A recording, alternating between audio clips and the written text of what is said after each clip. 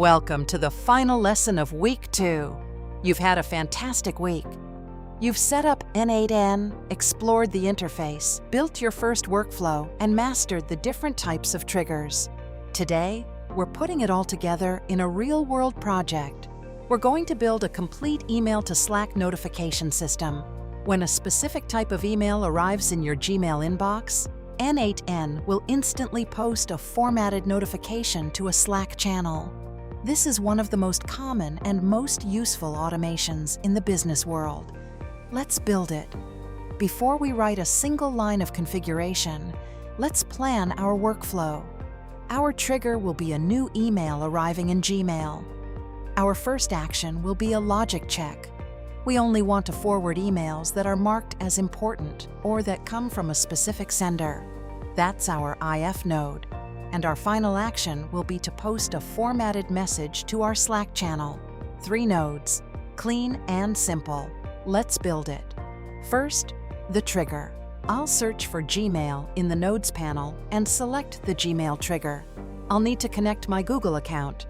I'll click Create New Credential and follow the OAuth flow to give n8n read access to my Gmail. Once connected, I'll set the event to New Email and set the polling interval to every minute. This means n8n will check for new emails every 60 seconds. I'll add an IF node. In the conditions, I'll set it up to check if the email's Labelids field contains the value important. This is how Gmail flags important emails. If the condition is true, the workflow continues to the Slack node. If it's false, the workflow simply stops for that email. This is the power of conditional logic. Your automation is now smart enough to make decisions. Our email has passed the filter. Now let's send a beautiful, informative notification to Slack. I'll add the Slack node, connect my Slack account, and choose my channel. Now for the message. I want to include the sender's name, the subject line, and a snippet of the email body. I'll use expressions to pull each of these from the Gmail trigger's output data. I'll format it nicely with some bold text and line breaks so it's easy to read at a glance.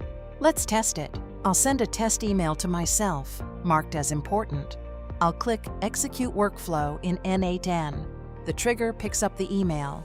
The IF node evaluates it as true, and the Slack node fires.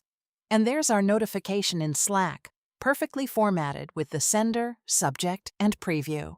It works. I'll activate the workflow, and from now on, this will run automatically, 24 hours a day, 7 days a week. Congratulations on completing Week 2. You have gone from zero to building a real, functional, multi-step automation in n8n. This email to Slack workflow is something you can actually use in your life or business starting today. Next week, we level up. We're going to explore advanced data manipulation, conditional logic, and error handling. The skills you build next week will make your automations truly professional.